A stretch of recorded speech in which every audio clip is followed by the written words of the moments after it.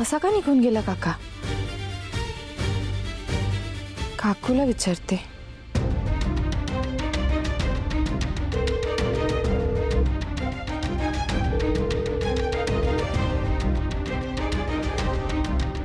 हा, ती तर शाळेच्या मीटिंगला गेली आहे ना, म्हणजे तासभर तरी ती काही फोन उचलणार नाही.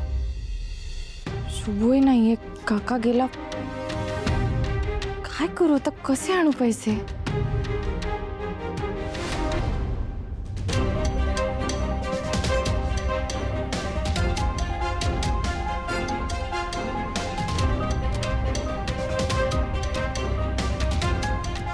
काकू का फोन उचलत नाहीये? शुभू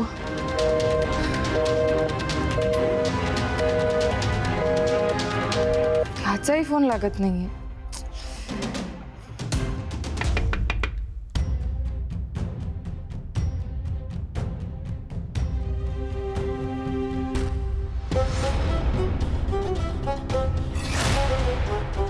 आता माझ्या समोर ही हात पसरणार आणि मी मज्जा घेणार.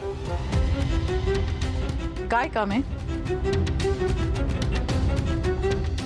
आत्या, मला 1,00,000 रुपये हवेत. 1,00,000?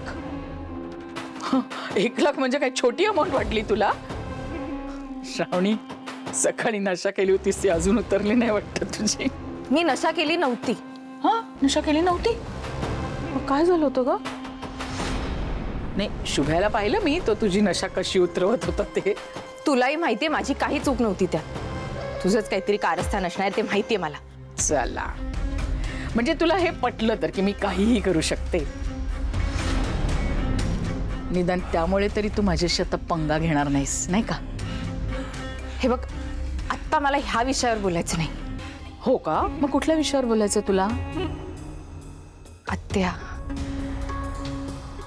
प्लीज प्लीज मला 1,00,000 रुपये दे. देईन. कशासाठी हवेत ते सांग. खाली ना एक मुलगी आली आहे, तिचे बाबा खूप आजारी आहेत. त्यांच्या ऑपरेशनसाठी तिला गरज आहे ग पैशाची. ती मुलगी तुला मूर्ख बनवतेय आणि तू बनतेस. ग, कोणी असे उठसूट पैसे मागितले तर पैसे देतो का आपण? नाही नाही, ती काही खोटं नाही बोलत आहे, ती खरं बोलतेय. तिने मला तिच्या बाबांचा साहेबांबरोबरचा फोटो सुद्धा दाखवला आणि मी रिपोर्ट्स पण बघितले तिच्या बाबांचे. म्हणजे बाबा घरी असते तर त्यांनी सुद्धा केलीच असती ना मदत. तुला एकदा सांगून कळत नाहीये का श्रावणी?